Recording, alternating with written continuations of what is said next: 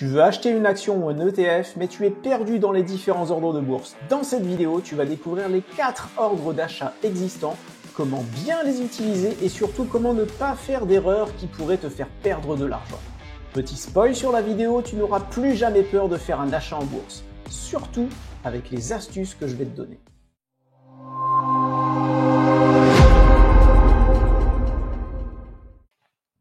Bonjour à toutes et à tous, bienvenue sur Question Bourse, la chaîne qui répond de façon claire et simple à toutes vos questions sur la bourse.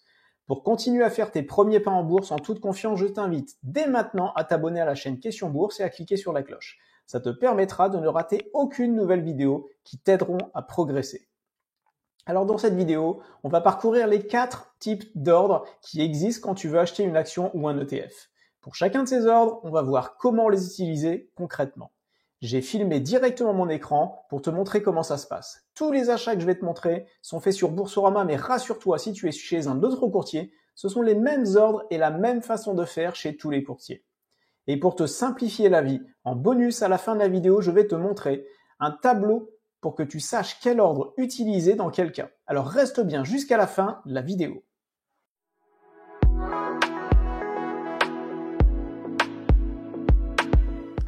Avant de regarder spécifiquement le premier type d'ordre, regardons ce que tu vas toujours faire quand tu vas acheter une action ou un ETF. Là, on est sur le courtier Boursorama, mais je te rappelle que c'est la même chose pour tous les courtiers. La première chose que tu vas faire est de sélectionner l'action ou l'ETF que tu veux acheter. Donc tu tapes ici Total Énergie. Voilà. Ensuite, tu vas vérifier que tu as bien sélectionné acheter et non pas vendre, hein, et que ici c'est bien marqué comptant et pas SRD. SRD, là ça apparaît pas ici, mais c'est quand tu vas acheter des actions différées. Donc voilà, donc déjà fais ces 2 premières vérifications, ça t'évitera de faire des grosses bêtises, comme vendre un titre que tu voulais acheter. Ensuite, tu vas indiquer la quantité de titres. Alors quand je dis titres, ce sont soit des actions, soit c'est des ETF, la quantité de titres que tu souhaites acheter. Donc ici, ça peut être, par exemple, tu souhaites acheter 4 actions. Donc 4 actions, tu vois que le montant que tu vas payer se met à jour automatiquement. Tu peux faire l'inverse si tu souhaites et indiquer le montant et il t'indiquera la quantité de titres que tu peux acheter. Donc par exemple, si tu mets 200 €, eh bien tu vois qu'avec 200 €, tu peux acheter 4 actions. Alors le premier type d'ordre que l'on va voir est l'ordre au marché. Hop, il est ici. Ça signifie que tu vas acheter tes titres au prix courant au moment où tu vas cliquer sur valider. Par exemple, dans notre cas, le prix courant que tu vois est 45,27 €. L'avantage de cet ordre, c'est que tu es prioritaire par rapport à tous les autres ordres. Donc tu as beaucoup plus de chances d'obtenir le nombre de titres que tu as demandé, ici 4, et ton ordre sera exécuté rapidement. Le désavantage, c'est que tu ne sais pas à l'avance exactement à combien tu vas payer tes titres.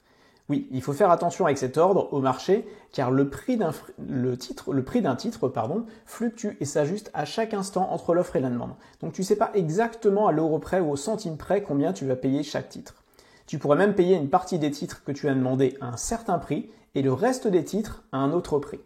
Par exemple, ici, si tu souhaites avoir 4 actions, peut-être que tu vas obtenir 2 actions à un certain prix et 2 autres actions à un autre prix.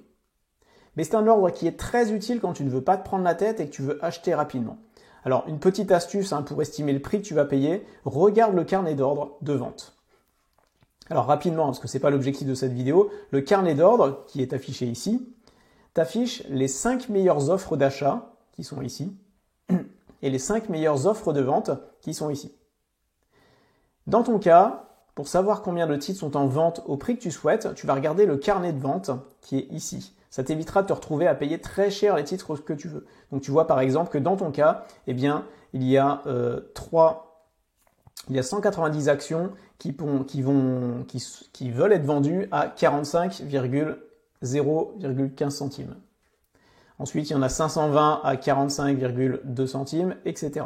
Donc, quand tu mets valider ici, eh bien, tu sauras que les prochaines ventes qui seront au marché pour toi, elles seront aux alentours de 45,01.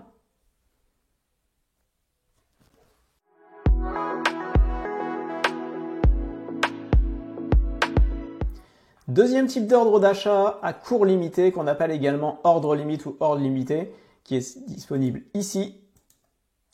Dans ce cas, tu vas indiquer le prix auquel tu souhaites acheter le titre quand il aura baissé. Donc tu vas fixer un prix qui est inférieur au prix actuel. Donc, par exemple, ici, le prix actuel est à 44,9. Ici, on va mettre, par exemple, 44. Tant que la valeur du titre n'atteint pas le montant limite que tu as indiqué, 44 € ici, eh bien ton ordre ne sera pas exécuté. Tu achèteras donc au prix limite que tu as indiqué, ou même parfois un petit peu moins cher, mais jamais tu ne paieras plus que ton prix limite. L'avantage de cet ordre, c'est donc que tu fixes le prix maximum que tu es prêt à payer pour un titre. Le désavantage, c'est que tu n'es pas prioritaire par rapport aux ordres au marché qu'on a vu précédemment. Et que s'il n'y a pas suffisamment de titres à vendre au prix limite que tu as indiqué, tu n'auras potentiellement qu'une seule partie de tes titres qui seront achetés. D'ailleurs, une petite astuce, la plupart des personnes mettent un chiffre rond sur leur ordre limite, comme je viens de le faire, 44 €. Si tu veux passer devant eux, pour acheter des titres, mets quelques centimes au-dessus dans ton montant limite. Par exemple, ici, 44,05 centimes. Ça te permettra que ton ordre soit passé avant leur ordre.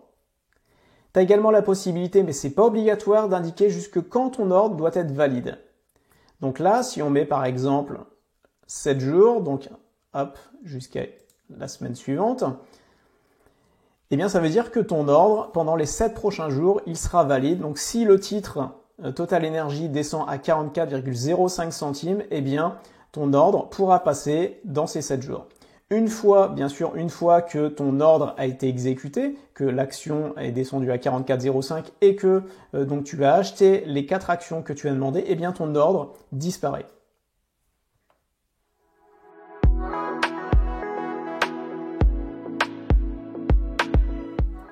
Troisième type d'ordre d'achat à seuil de déclenchement. Si tu penses qu'un titre va monter et que tu souhaites en acheter, eh bien tu peux sélectionner l'ordre à seuil de déclenchement. Dans ce cas, tu vas indiquer ici un seuil à partir duquel tu vas acheter tes titres quand ils vont monter. Donc, par exemple, 46 €. Donc si le titre atteint 46 €, alors ton ordre pourra être exécuté et tu pourras obtenir le nombre de titres que tu as demandé, donc ici 4.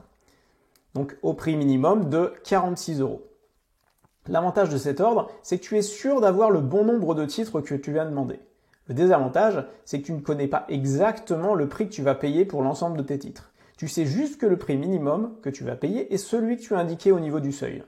Par exemple, si tu as indiqué donc un seuil ici de 46 €, parce que tu penses que l'action va monter, alors dès que la valeur du titre est égale ou supérieure à ce montant, eh bien ton ordre d'achat va être exécuté. Mais s'il n'y a pas assez de titres disponibles en vente au prix que tu as demandé, à 46 €, eh bien, parce que par exemple tu demandes beaucoup de titres d'un coup, eh bien le reste des titres que tu n'as pas obtenus te seront vendus plus cher comme sur un ordre marché. Il faut donc que tu fasses très attention avec cet ordre car tu pourrais te retrouver à payer des titres beaucoup plus chers que tu ne voulais.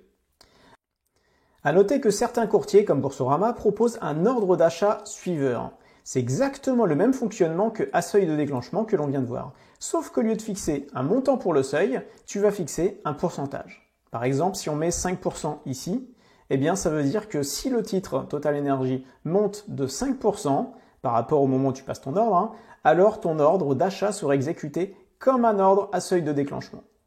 On va maintenant voir le dernier ordre d'achat qui est une amélioration de l'ordre à seuil de déclenchement. Et ensuite, à la fin de la vidéo en bonus, je te dirai quel ordre utiliser dans quel cas.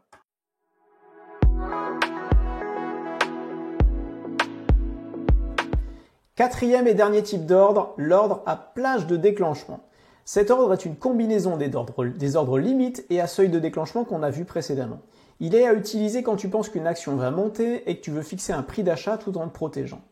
Tu vas indiquer un seuil à partir duquel ton ordre va se déclencher, par exemple 46 €, et une valeur limite de prix maximum que tu es prêt à payer, donc par exemple 48 €. En gros, avec cet ordre, tu veux acheter le nombre de titres que tu souhaites, ici 4, et tu sais que tu vas payer entre 46 et 48 €. Alors l'avantage de cet ordre, c'est que tu contrôles mieux ton prix d'achat que l'ordre à seuil de déclenchement qu'on a vu juste avant, et tu as beaucoup plus de chances d'avoir la quantité de titres que tu as demandé.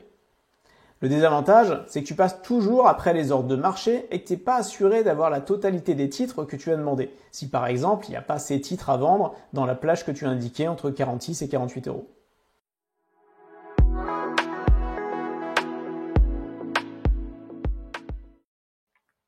Maintenant que tu connais les différents types d'ordres, je vais te donner en bonus dans quel cas je te conseille d'utiliser tel ordre. Alors, cas numéro 1.